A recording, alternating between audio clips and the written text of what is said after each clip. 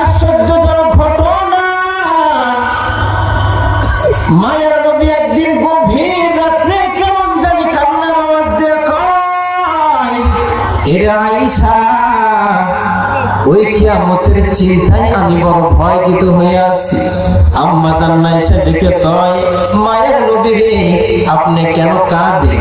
মায়ের নবী ডেকে কয়, রে আয়েশা, আমি শুধু কান্নার আওয়াজ দিয়ে একটাই কারণ, আমার উম্মতের জন্য আমি কাঁদি।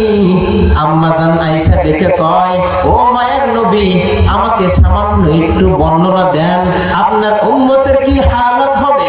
মায়ের নবী ডেকে কয়, রে আয়েশা, আল্লাহ তাআলা আমাকে হুকুম করবে, ও নবী আমার, যেগুলো আপনার প্রিয় প্রিয় বান্দা উম্মত আছে, আপনার যেগুলো খাস উম্মত আছে, আপনি তাদেরকে জান্নাতের মধ্যে নিয়ে নেন।